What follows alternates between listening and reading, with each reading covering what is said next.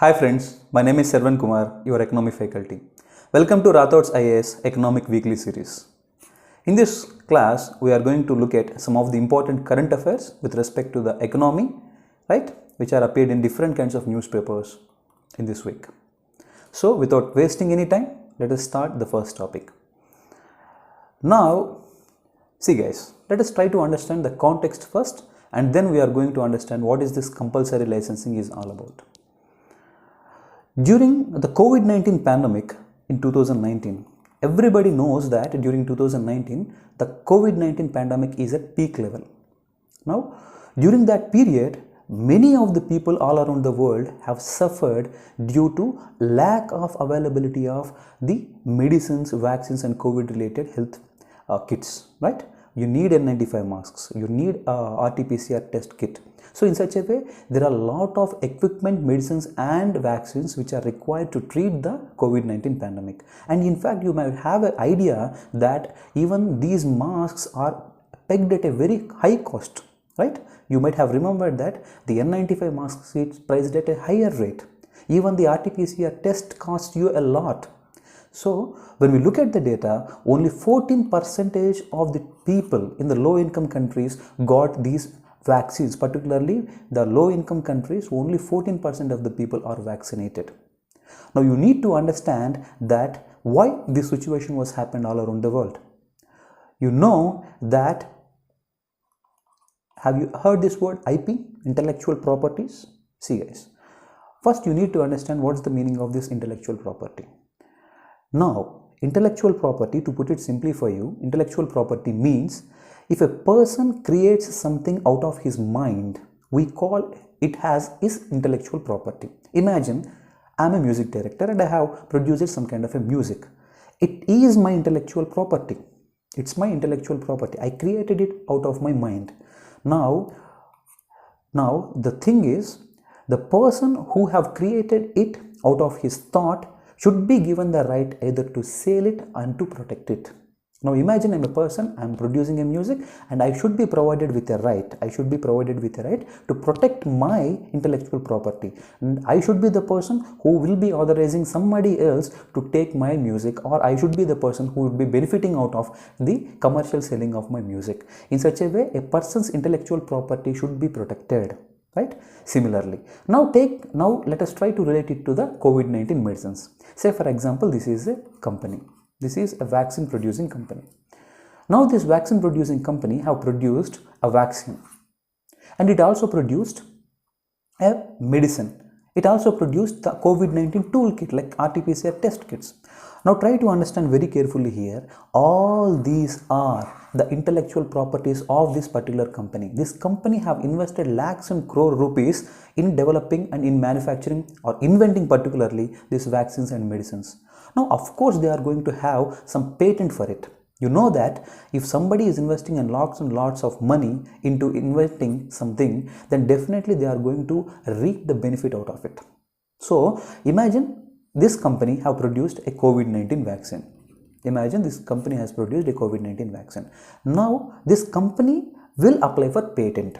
This company will apply for patent. Once this company will get the patent, then automatically what does it mean? Right? In India, up to 20 years, nobody will have the right to produce the same kind of a vaccine which this company is producing currently. Right? Because this company have invested a lot of money in inventing a vaccine, then definitely they are going to have some kind of a patent protection for it, and then this company should only be the company which will be producing these vaccines for the next 20 years. Now try to understand. This is the same scenario which has happened all over the world. Not only in India, all over the world. There are a lot of companies, particularly in the developed world, developed countries in the Western world, there are a lot of companies which have producing these kind of vaccines. Now they have their intellectual property being protected with the tool called patent. Now you tell me, then when all these kind of companies are inventing the vaccine and they only producing the vaccine and nobody is authorized because they have the patent, then how can the people in the low income countries can afford these kind of vaccines. Now you tell me, when these people are investing a lot and lot, crores of money in the research and development of these COVID-19 vaccines, do you think they are going to sell these COVID-19 vaccines at a cheaper rate, which can be afforded by the poor people? No, of course not. They are going to charge the high prices. So that's the reason many of the vaccines and medicines and medical toolkits are priced at a higher level, right? Now, what is the solution is, when these companies don't give their patent voluntarily, they don't give their license voluntarily. Don't understand? Let me put it in a layman language. If I have a company and I am producing a COVID-19 vaccine. Now, if I don't voluntarily accept and give my formula to any other company to produce the vaccine in a mass scale, at a large scale, now how can these kind of vaccines can be given to the poor people? If I am the person only alone producing the vaccine, how can I give these kind of vaccines to the poor people? So that's the reason the India and South Africa, right, South America particularly, right, these two countries have made a proposal that, these two countries came up with a proposal that, see, let us try to understand it in a story mode. See, these countries are saying that there should be a mass production of COVID-19 vaccines and medicines and rest of the toolkits all around the world. You know that when something is mass produced, definitely the cost of that particular product would be cheaper enough so that they can be distributed to all around the world. Now comes the main question, what hampering in mass production of these goods? What hampering it? The patent, the intellectual properties, the intellectual property rights taken by these kind of companies are hampering the mass production. How can you relate it? Because see, for example, if there are in this particular area, we have 100 companies. Imagine this, in this particular area, we have 100 companies and only a single company have invented it, and this is the company only producing that vaccine. Then all the vaccines need to be coming out of this particular company only. Then the production level of this single particular company is not enough to distribute our vaccines for all the people in this particular country. Right? So that's the reason why government of India and the other countries of America is requesting is the vaccine should be mass produced. The vaccine should be mass produced. When the vaccine need to be mass produced, these kind of IPR rights, IPR things which is under the aegis of the TRIPS agreement of WTO should be waived off. To put it simply, these companies are taking the patent, and the situation is only these companies can produce the vaccines. When these companies took the patent for their invention and only these companies are producing the vaccines, it is not possible to produce the vaccines at a mass scale. And if it is not possible to produce the vaccines at a mass scale, and it is not possible to provide these vaccines at an affordable price for the people, so the solution is they should voluntarily give up the patents. If not, they voluntarily give up the patents, voluntarily license the patent for the rest of these companies to mass produce these things, then the government altogether, the WTO altogether should waive off these kind of rights for 3 years.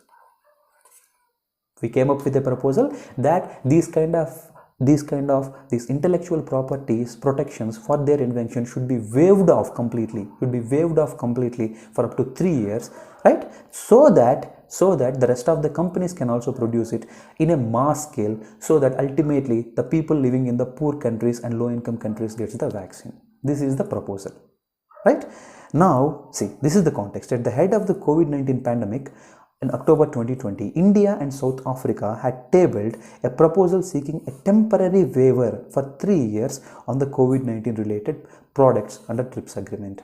You know that intellectual properties are being governed by the TRIPS agreement of the WTO worldwide. And in fact, in the static classes, we have clearly discussed about this TRIPS agreement, right? Now, nearly 18 months later, after this proposal, 164 members of the WTO could not find a common ground on the waiver proposal. See, we need to mass produce the vaccine. If we mass produce, we can give it to the people. At a small scale. But what hampering this? These kind of protection rights. These are under the aegis of the TRIPS agreement of WTO. So completely the India and South Africa have proposed this kind of waiver for up to 3 years, so that the rest of the companies located in this can be mass producing these kind of vaccines and can be distributed all over the world, right? This is what the India and South Africa have been proposing. Now let us try to understand. See, Therefore, India and South Africa argued that rapid scaling up of manufacturing globally, as I said, was an obvious solution to address the timely availability and affordability of medical products to all countries in the need. You have seen the example of the China, where China is mass producing the goods and services. So that's the reason why the goods in the China are cheaper. So you can relate to it, how the mass production of vaccines will be cheaper for the people in the low income countries, right? Next. So at least for 3 years, this is the context. Now, so India and South Africa have been giving this kind of a proposal at WTO. So that the TRIPS agreement, the TRIPS waiver can be applied for a period of time. Now you tell me, now instead of accepting the proposal of India completely, that is to waive off these kind of intellectual properties for the 3 years so that the rest of the companies can mass produce the vaccine, instead of accepting this kind of a solution, now what this European Union and the developed countries, which completely from the beginning have opposing this kind of a proposal, they come up with a middle solution, a kind of a solution which satisfies both these parties, which are opposing and which is accepting, that is compulsory licensing. Compulsory licensing. Right? So the compulsory licensing in India comes or derives its power from the aegis of India's Patent Acts of 1970. Indian Patent Act of 1970. You should be very careful here that Indian patent laws allows for the compulsory licensing. So try to understand the situation here. Now try to understand the situation. Imagine this is a company, a single company which have invented the vaccine. Now this is the only this company took the patent. This company took the patent. Now this company will be the only company which is producing the vaccines and being distributed to all the people, right? Now there are a lot of companies, same kind of a pharmaceutical companies located in this particular area. Now see, imagine this is the company which have took the patent. Now imagine a situation.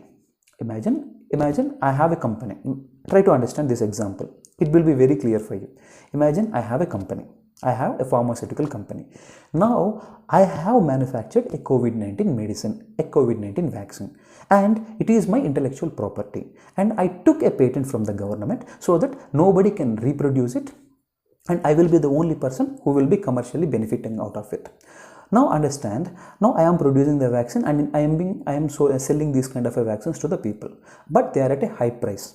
Now all of a sudden the COVID-19 pandemic have surged at a large scale. There is a public health emergency in the country.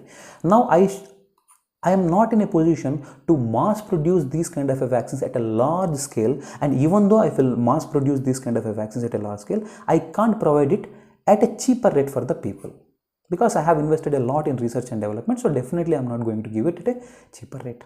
Now comes the solution for the government called compulsory licensing. Now under this compulsory licensing provision, which is derived from the Indian Patent Act, government can authorize government can allow the rest of the pharmaceutical companies to mass produce, the same kind of a COVID-19 vaccines without the consent of the patent holder. Without the consent of me, government can authorize the rest of the manufacturing companies, the rest of the pharmaceutical companies to produce the COVID-19 vaccine, so that ultimately the people will get benefited. This is called compulsory licensing, and European Union also came up with the same kind of a solution. What they said is, instead of waiving off these kind of intellectual property rights for the people, for the patent holders for 3 years continuously, we can go for the compulsory licensing. Right? The countries can go for the compulsory licensing instead of waiving it, compulsory licensing. You may have a doubt, when this kind of compulsory licensing is allowed by the governments, then what would be the benefit which is received by the patent holder? This guy have worked hard, invested a lot of time, money. Now altogether, due to COVID-19 pandemic or this kind of public health emergency, if government allows the rest of the people to produce the same good, then what would be his motivation? Understand, if at all government resorts for this kind of compulsory licensing, this guy, the patent holder, is going to get a lot of compensation, right? He is also benefited and the rest of the people also benefited during these kind of situations. This is the solution provided for the provided by the European Union for this kind of solution. Once the rest of the companies is also producing the same kind of medicines, toolkits and each and everything under the compulsory licensing, definitely it is considered as a mass production. When everybody is producing the same kind of a good, when goods is available at a large scale, you know the demand and price theory, when something is available at a large scale, its price decreases so that it can be affordable for the poor people, and it can also be exported to the rest of the country, so that not only the 14%, total 90 to 100% of the people will get all these things in the low income countries. So this is the solution given by them. I hope you understood it very clearly, right? See, this is the European Union solution. But here you need to understand one thing. European Union, in order to have this, European Union came up with a criteria, right? The waiver solution can be used only by an eligible member defined as a developing country member of WTO that had exported less than 10% of the world exports of COVID-19 vaccine doses in 2021. Imagine I am in a country, right? Like for example, take the case of India. Now what they are saying, see, imagine this is the WTO. We do have a lot of countries under WTO. Now the European Union solution is to have compulsory licensing to allow the rest of the companies to produce the COVID-19 medicines and rest of the medical goods, so that the production will be more, they can be transported, they can be exported to the rest of the countries for the low income countries. This is the solution given by them. So European Union and South Africa have asked that these kind of medicine should be declared as world public goods. This should be declared as world public goods. The COVID-19 medicines and each and everything should be declared as world public goods. When something is declared as a public good, it should be provided to the people without any profit. It can be possible with the mass production. What hampering the mass production? The patents taken by it. So the solution is to completely waive off these kind of things. But ultimately, after consensus, what is the solution? The compulsory licensing, that is allowing the rest of the companies to produce the same by giving a lot of compensation for the patent holder. This is the solution. Now, who can do this kind of compulsory licensing under the aegis of TRIPS under WTO? So the solution says who can do it, who can do such kind of compulsory licensing? The WTO members who have exported less than 10% of the world exports during the COVID-19 are the only countries eligible or allowed to relax this kind of TRIPS agreement and allow for the compulsory licensing to produce the COVID-19 medicines. Try to understand. There are a lot of demand all over the world with respect to these kind of COVID-19 medicines, toolkits and each and everything. Every country want to manufacture these kind of goods and they want to export it so that they can get benefited, right? If something is exported, definitely they are going to get foreign currency, they are going to get benefited. When something is getting benefited, definitely every country want to do it.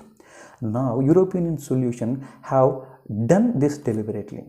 They have put a criteria that only those countries which have exported less than 10% of the COVID-19 medicines, COVID-19 vaccine doses in the year 2021 are the only countries eligible to have this kind of compulsory licensing. I hope you understood it.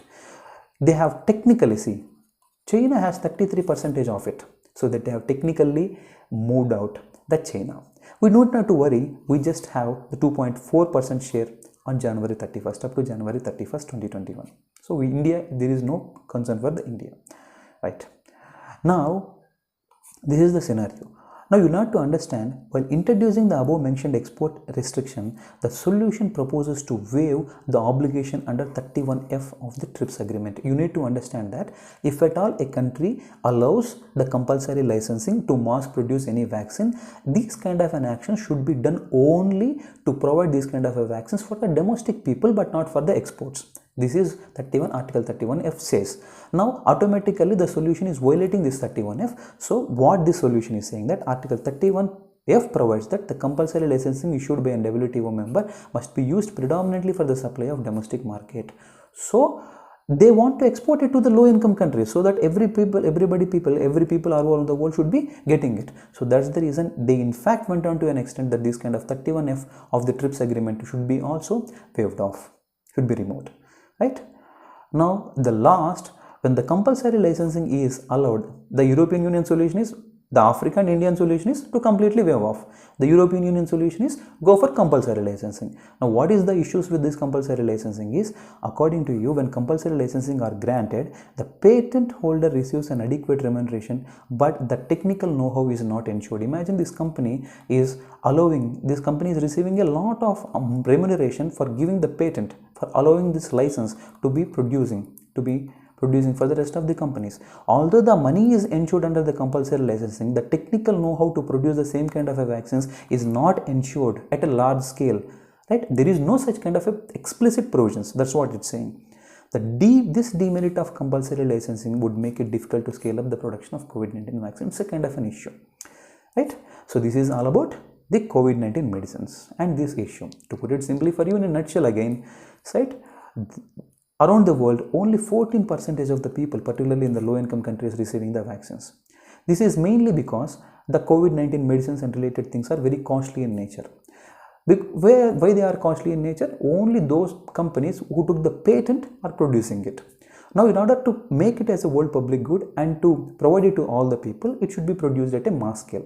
Now, when it need to be produced at a mass scale, the company patent holders definitely not going to accept it. So that's the reason India and South Africa came up with a waiver proposal. But the developed world did not accept it. They have came up with a solution. European Union came up with a solution that instead of waiving it off completely, you have companies who have invented the vaccines in your country, and you do have a lot of the companies, pharmaceutical companies in your country itself. So you give compulsory licensing, which means without having the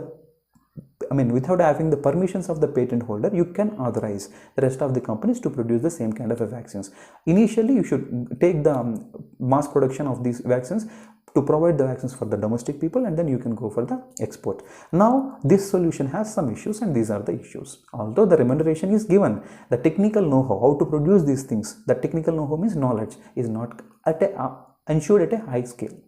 So, this is all about this compulsory licensing, right? Each and everything. So, in fact, with respect to the static, like what is this TRIPS agreement, and what is this WTO, all these things are discussed by us in a great detail in our static classes, right?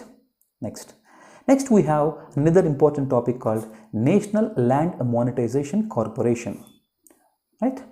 See, the Union Cabinet has approved the creation of National Land Monetization Corporation, a special purpose vehicle announced in Union Budget 2021 and 2022 to carry out the monetization of government and surplus land holdings of public sector undertakings. Try to understand the meaning of monetization first. To put it in a layman language for you, imagine this is your house and nearby you have a land, a field, where all this kind of unnecessary vegetation is growing on. Now, if you decide to give this land on rent, by clearing all this vegetation, if you give this land on rent for somebody else, we call this as an asset monetization. Earning some money out of the unutilized thing is called asset monetization. Similar thing need to be, these things are done by the national land monetization at a large scale, at a national level. I think you have understood it. When we look at it technically, the NLMC, the National Land Monetization Corporation, will be a firm fully owned by the government, which is 100%. Fully owned means 100% stake is owned by the government of India, to carry out the monetization of the government and public sector assets in the form of surplus, unused and underused land assets. The name itself is suggesting. You might have observed in your areas, like if you go to your rural villages, you go to MRO office, right? Nearby that office, you will find a lot of land which is unused. So in such a way, not only these offices, there are a lot of public assets which are unused. Now we need to use that in order to get some kind of a revenue for the government. We call it as a land monetization. See, you can see here surplus, unused and underutilized land assets can be utilized to generate some kind of a revenue for the government, which will be taken care by this institution, and it's a fully owned body of the government of India, right? It will fall under the administrative jurisdiction of Ministry of Finance. You need to understand it. It comes under the which ministry? Always UPSC asks what's the mandate of any particular institution and under which ministry it comes off. So these two important points are very much important, right? It will fall under the administrative jurisdiction of the Ministry of Finance, and it will be set up with an initial authorized capital, share capital of 5,000 crores and a paid up capital of 150 crores. Right? What is the meaning of paid up capital? What is the meaning of initial authorized capital? We have discussed about these things in our capital market. We have discussed about it in capital market. If at all you do have any doubt with respect to all these important terms, just do visit the classes and just to have a brief recap of all these concepts. Right? Next. Right? See, as I said, the setting up of NLC will speed up the closure process of the CPSE, Central Public Sector Enterprises, and smoothing the strategic disinvestment process. We all know, say for example, this is a company. In order to set up this company, the government have spent 100 rupees. Now, if the government sells more than 51% of the stake in this particular company, we call it as strategic disinvestment. Government is invested once and government is taking back the money now. Taking back the money now is called disinvestment. I hope you understood it. If 51%, more than 51% is sold to the private, we call it as a strategic disinvestment. And if less than 50% is sold to the private, we call it as a token disinvestment. Right? All these things, the disinvestment, entire disinvestment process of the government of India will be taken care by the institution called DIPAM. Department for Public Asset Management, Investment and Public Asset Management. This is the institution which will be taken care of these kind of disinvestment process in the country. Say for example, this is a public sector undertaking. The entities which need to be disinvested will be identified for the strategic disinvestment is by the Niti Aayog. To put it simply for you, if government wants to strategically disinvest in any public sector company, those companies will be identified by the Niti Aayog and the disinvestment process will be taken care by the DIPAM. Right? We have discussed about these things in a great detail in our economic classes. Next, it will also enable productive utilization of these underutilized assets by setting in motion the private sector investments. Besides managing and monetizing, the NLMC will act as an advisory body and support other government entities and CPSEs in identifying the surplus and non-core assets. Definitely it's going to do it. It will help monetizing them in an efficient and professional manner. Right? As I said, here we have the meaning of the monetization. When the government monetizes its assets, it essentially means that it is transferring the revenue rates of the assets. Try to understand the definition. Revenue rates of the assets, right? Could it be idle land, infrastructure, PSU, whatever the asset it is. Transferring the revenue rates of these assets to the private is called technically the monetization, to the private player for a specific period of time. So this is the meaning of monetization, right? I hope you understood it. Next, see, now when you look at the current data, the land currently available for the monetization is, according to the economic survey of 2021 and 2022, as of now, the central public sector enterprises have put nearly all together have 3,400 acres of the land on a table for potential monetization. It can be utilized. The monetization means giving the revenue rights to the private on the assets. Asset may be land, asset may be infrastructure, asset may be PSU. Whatever it is, giving the revenue rights for the private is called monetization. Earning some money out of it is called monetization. Right? Understood. Now, as per the survey, the monetization of non-core assets of the PSUs such as MTNL, BSNL, as I said, these offices might have a lot of lands, unutilized lands before it. You just do visit any kind of a public office like BSNL, you will find a lot of land behind it. Right?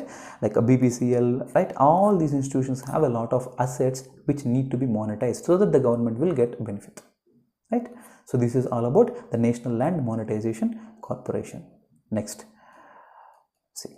Next we have another current affair called India sets 400 billion export record. We know that we need the dollars. We need the dollars for our various essential imports. Right? We get these kind of dollars through the exports. When we export something, we get paid in dollars only, because most of the international transactions all over the world will happen in dollars. Right? See, India's merchandise exports have reached about 400 billion in the financial year 2022, 9 days ahead of the target after registering a dip in reduction in 21 due to the pandemic. See, you can see here, see, merchandise exports have been reached, right, 400 billion. Now, see, when we look at the data, India's annual goods exports crossed 400 billion mark for the first time ever. The achievement of 400 billion in merchandise exports represents a growth over a 21% of, right, 330 billion achieved in the year 2019. In 2019, we have achieved this 300 billion of exports, and in the year 21% is increased and we have achieved 400 billion merchandise exports. Now you need to understand here one important thing. China's total exports stood at 3.3 trillion in 2021, almost 8 times of what we are celebrating. In fact, you need to understand, right, 30% of the manufacturing all around the world happens in China. 30% of the manufacturing happens in China. Recently in 2021, more than 33% of the COVID-19 related vaccines, medicines and toolkits have been exported by China.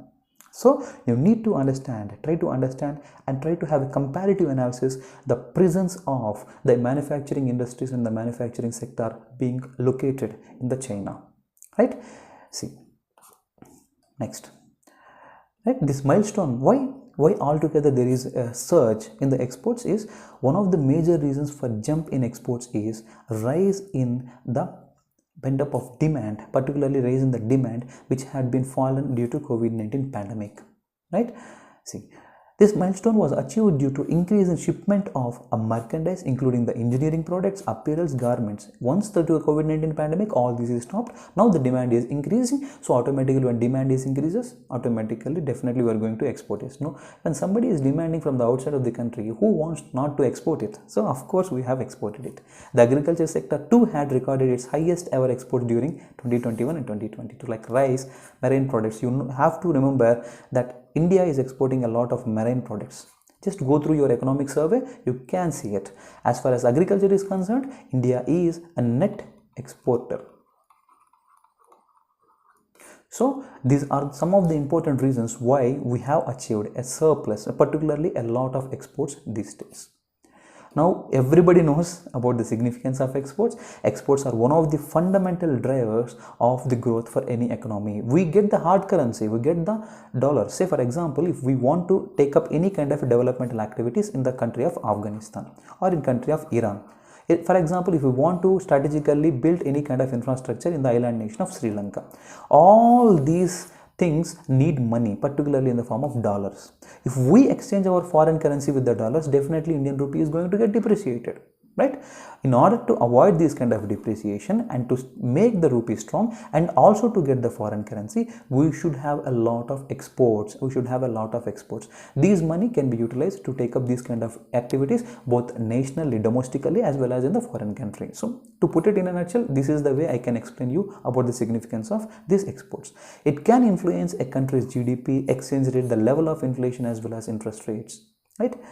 A robust export data is beneficial as it leads to the increase in job opportunities. It is also a good means by which a country can bring itself out of the recession phase. We need to have a detailed discussion with respect to the significance of the data I have. The thing I have given to you here are just sufficient enough to understand the significance of exports, right? This is all about the India's growth in the exports. Next, we have the sovereign green bonds. Right guys, try to understand, bonds is a part of the government borrowing programming. Let me give some basics here for you. See guys, now every year, say for example, government have an expenditure target of 100 rupees. Say for example, if in a budget the government wants to make an expenditure of 100 rupees. Now it will receive an amount of just 97 rupees only through its revenue from the taxes. Now the rest of the 3 rupees is called its deficit. What is the meaning of deficit? Deficit means, particularly deficit, literally deficit means we want something but we don't have it. This is the meaning of deficit. As far as economy is concerned, we want some money but we don't have it. That's the deficit. In this case, we need to make an expenditure of 100 rupees but we only got 97 rupees in the form of revenues. We need extra 3 rupees. We call this as a deficit in economic context. Now in order to get this 3 rupees, government usually resorts for borrowing, right? Government usually resorts for borrowings. Now we can divide the borrowings into two. internal borrowings as well as external borrowings. Internal borrowings as well as external borrowings.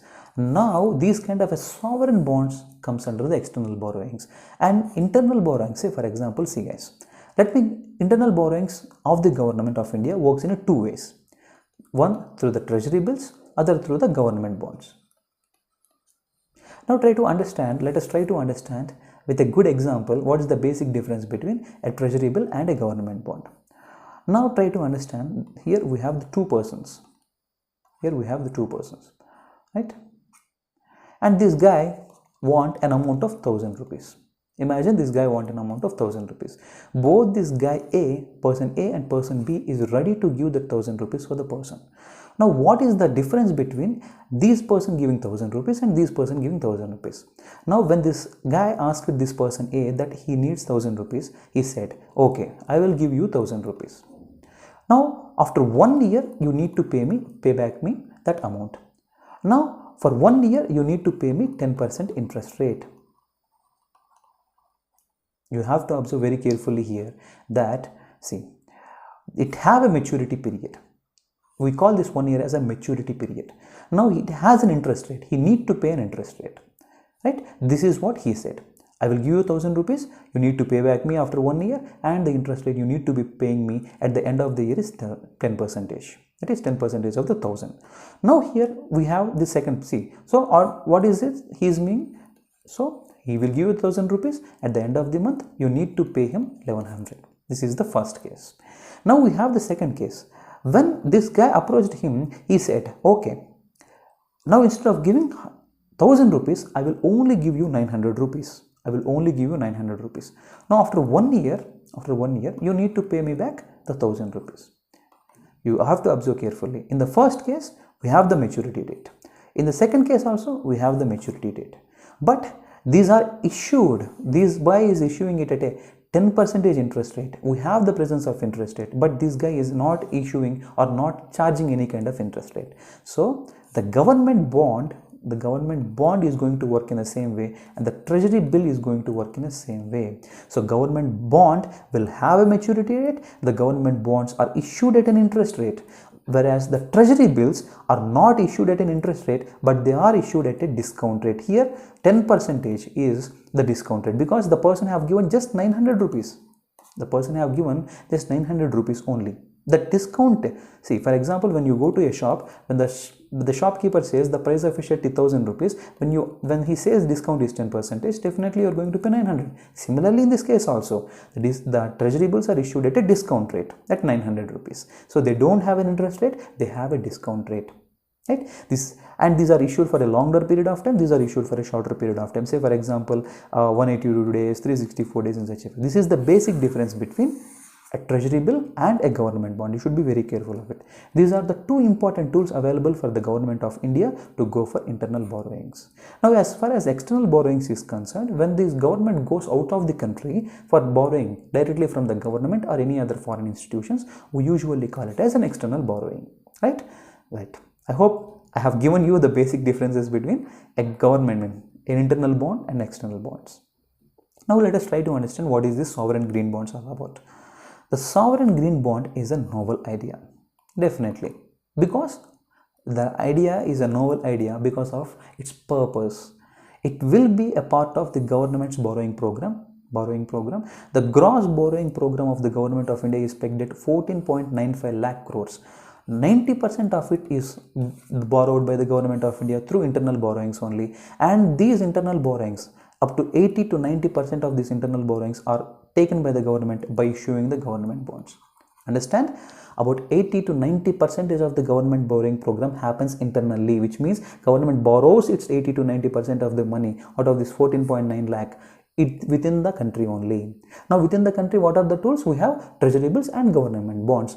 Out of these two tools, government mostly uses the government bonds only, because government needs a long-term money. Now the treasury bills are issued for a shorter period of time, so government goes for issuing a long-term bonds. Right? This is the meaning of it.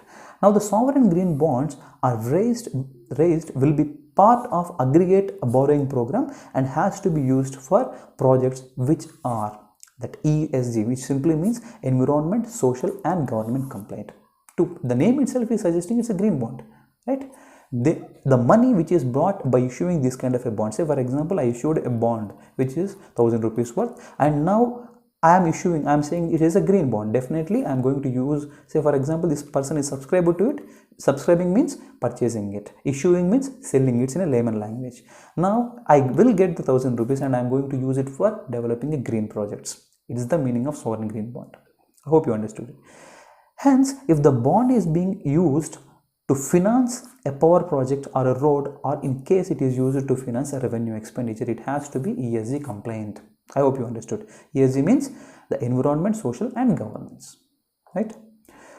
If they succeeded at a central level, green bonds can be replicated by the states also. This is it. Now, what is the challenges of the sovereign green bonds? This is the main thing. Now, try to understand.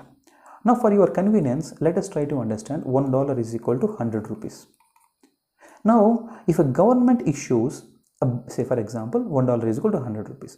Now, if a government issued a bond, worth of $100. Government issued a bond worth of $100. Now, when we convert this $100 into rupees, what we are going to get was $1 is equal to 100 rupees. So, $100 is equal to into 100 rupees. Definitely 100 hundreds. So, we are going to get this amount, right? Now, try to understand like 10,000 rupees.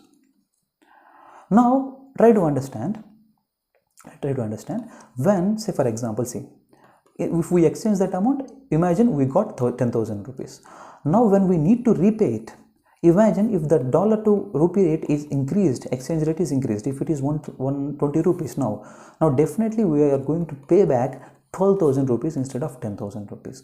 Now, this is the main reason.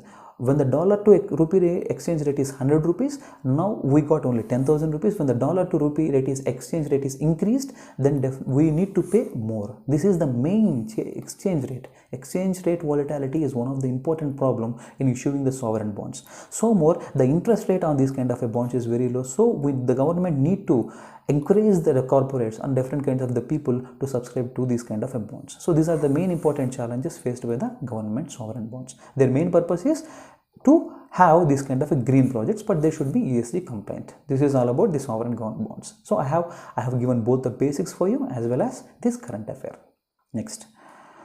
Next important program is the Government of India's Vibrant Village program. It's a very simple program. It is in Union Budget 2022 and 2023. See guys, the sovereign green bond is one of the initiative which we have seen in our Union Budget, the latest Union Budget. Now, put it simply, border villages with sparse population have a limited connectivity and infrastructure, and they are often get out. See?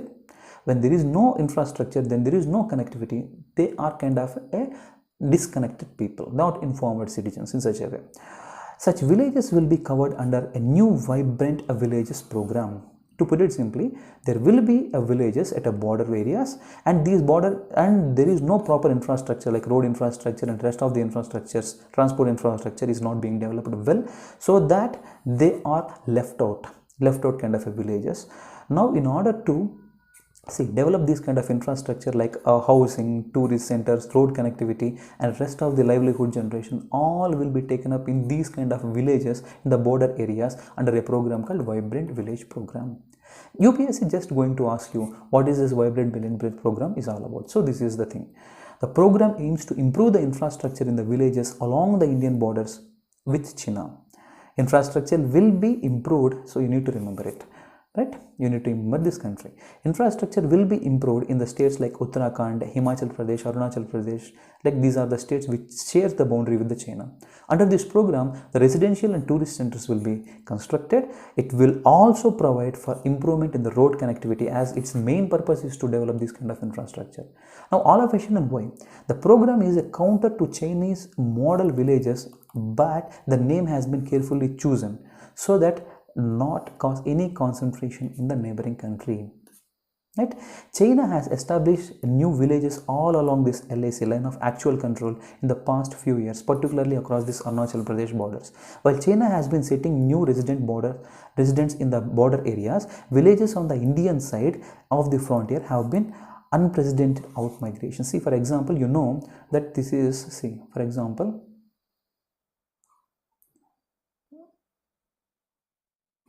Now this is the border of India particularly, right? Now we have this place, we have the line of actual control over here. We need to develop all this kind of infrastructure over here, this particular region, right? This is the line of actual control over here. This program is being implemented particularly in these areas, right? Next. So this is all about this program. Next.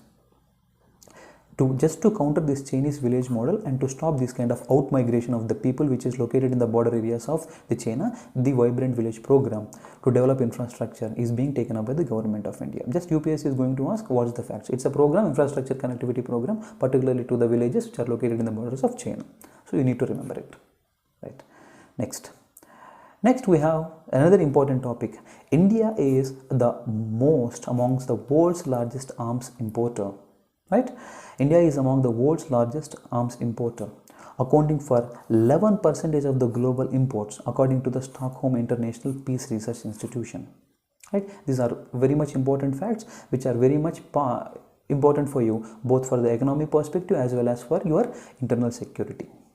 At India's arms imports. India's overall imports decreased by 21% between 2012-16 to 2017-21, but that it was still the world's biggest importer of the military hardware.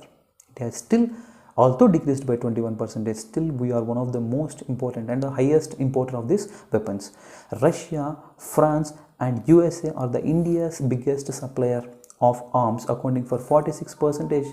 Russia, France 27% and US 12% imports like last 5 years. You know that Sukhoi Su-30 MKI, right? This is the frontline defense of the Indian Air Force, which is coming and manufactured in the Make in India campaign of India, right? It is particularly the Russian origin. All those flights, particularly the MiG-27, MiGs, Sukhois, each and everything is of Russian origin. Many of the defense equipment is being imported from the Russia itself. See, not only the fighter jets, we get the submarines on rent from the Russia, right? We rented the Akula class submarines from the Russia. You have seen recently we have imported the Dassault Rafale aircrafts from the France. And from the USA, we are importing the helicopters like Apache, right? We have imported like Chinook, right? These are the helicopters, and we also importing the M777 howitzers. All these countries are exporting us a different kinds of defense equipment. Remember guys, UPSC is asking the questions on defense equipment like THAAD missile system. We have a question on S-400 Triumph, like S-400 Triumph of Russia in the mains. So in such a way, UPSC is very careful. UPSC is fond of asking these kind of defense related questions. So from which country we are importing these kind of things is very much important for you to understand. India's share of the global arms import stood at 11% during 2017, between the 17 and 21, compared to 14% of the previous year period. Although decreased, but we are still importing a lot of defense equipment. Now, Russia's arms exports to India fell 47% between 2012-16 to 17-21, even though the deliveries of several platforms, including the air defense systems and warships, are pending. Even though they are pending, they need to be delivered. Even after that, 47% is falling down. Now instead of going for the Sukhoi again, we went for the France and we have brought the Dassault Aviation's Rafale fighter jet. We are diversifying our imports. Earlier, we used to rely mostly upon the Russian defense equipment, and now we are diversifying. Like Apache helicopter, Chinook helicopter, which is of the US origin, M777 howitzers is of US origin, Dassault Aviations, Rafales is of France origin. In such a way, we are diversifying our exports. But remember, still we have a lot of equipment being imported from Russia, particularly defense equipment. Russia was the largest supplier of major weapons and systems to India during the two comparative 5 years period. Right. In fact, the AK-47 and AK-57 kind of rifles also manufactured in India, which is of Russian origin. You might have heard about this name, Kalashnikov, right?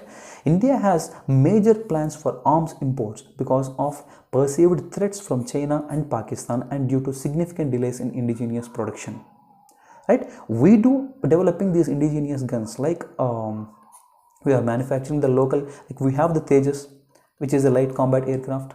Right? It took a lot of years to fly these kind of Tejas in the air, right? Due to these kind of delays in the indigenous production, right, and the threats posed by the countries like China and Pakistan. You all know that we are already in war with these countries like Pakistan and China. So we cannot compromise in having a lot of investments, a lot of expenditure in this kind of defense equipment, because we have neighboring countries at war with us once, and there is a chances to trigger these kind of things at future. So we should be very careful, and we should be good enough in having a lot of expenditure in the defense equipment.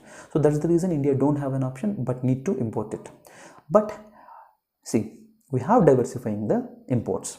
The drop in the India's arms import is therefore probably a temporary result of its slow and complex procurement process, as well as its shift in the suppliers. As well as you need to understand its shift in the suppliers, right? Next. Now let us try look into another important topic called India's crude oil trade with Russia. See, the Indian Oil Corporation, the Hindustan Petroleum Corporation, has bought 2 million barrels of the Russian crude oil as India's energy measures forge ahead with the attempts to secure the part of Russia's energy supply. You know the Russian-Ukraine crisis which is going on, and we have a lot of discussions with respect to this Russian-Ukraine crisis in your daily newspaper analysis. India is heavily dependent on oil imports, you know, the bulk of which comes from the Middle East, Africa, Europe, North America, South America, and Southeast Asia. Russia's oil related exports to India is only about just 1 billion. Russia, however, is keen to scale up this even as US has announced a ban on oil imports from the country and the UK adopted a more gradual reduction. You know that due to the ongoing Ukraine and Russia crisis, many of the Western world is not accepting this kind of oil. You need to understand that Russia's economy is mainly dependent on exporting the defense equipment and this kind of crude oil. When these things are not being exported and no country is accepting these products, definitely it is going to cripple the Russian economy. On one hand, we are already importing the Russian defense equipment, and Russia now moving to import their oil also. And they want their oil to be imported by us, and they want to export it because otherwise their economy is going to get crippled. And everybody is in fact aware of the stand of India with respect to the Russia. Every citizen in their heart in India, particularly many of the citizens in India's heart, are being backing up the Russians, right? Due to some historical ties between India and Russia, and due to Russia's support to the India in many of the situations after the Cold War, Indians are at a large scale are supporting these Russians, right? This offers the opportunity for a lucrative supply deal for the Russia with the second largest oil exporter after Saudi Arabia, right? When we look at the importance of the Russian oil for India, as much as 80%, 85% of the Indian oil requirements are met through imports. See, we have the Bombay High and we have the KG Basin, only just 25%, only about 15% to 15% to the 20% of the Indian oil is being produced within the country. That too in the Bombay High, this Aliabet islands near Mumbai, right? Here we can find these kind of resources. Rest of the 85 are being imported. The government has tried diversifying its supply resources, and we also went for the strategic resource, and altogether these are the different things which we have discussed in the statics. This would add more gas into the energy basket, right, giving a strong push to the electric mobility. Extra oil supplies from Russia could aid in this effort. See guys, these days, as even the Russia is moved out of the SWIFT. We have discussed about the SWIFT in our previous economic weekly sessions. Now, when the Russia is moved out of the SWIFT, it is becoming a very difficult task for the Russia to export its oil.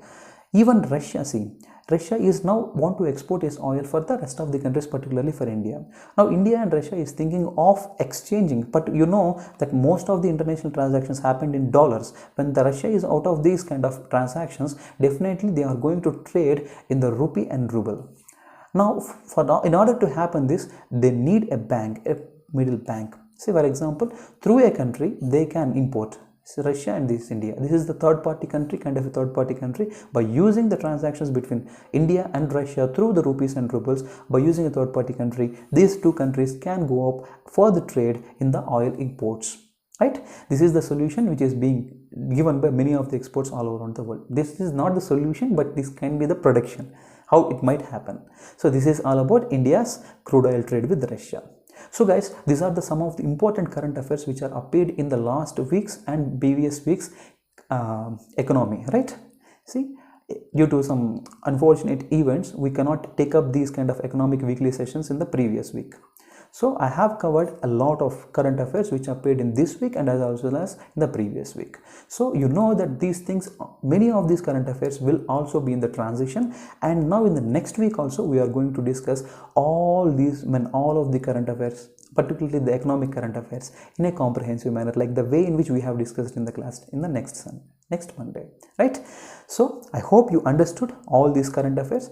Remember guys, whenever I say try to have a brief note when you complete the class, when you're listening to the class, just try to have a brief, try to have a notebook and try to note down these kind of conceptual things, right? Try to understand. Facts can be given to you by anybody. You can even in fact have these facts from any of the compilations also, but the development of perspective is very much important. Perspective development for an UPSC aspirant comes through the classes. So that's the reason I in fact emphasize on this kind of perspective development. Facts can be given, in fact facts can be read by yourselves. Why to watch a video, right? Isn't it true or not? So developing the perspectives is very much important. So try to develop the perspectives from our classes. So it's very much important for you. It will help you in your UPSC preparation. So whenever you're listening to the classes, just try to maintain a notebook and try to note down the things in your own language. So it will help you in your preparation. So this is all about this week's Economic Weekly. I hope you enjoyed this class. Thank you and stay tuned to Rathods IAS.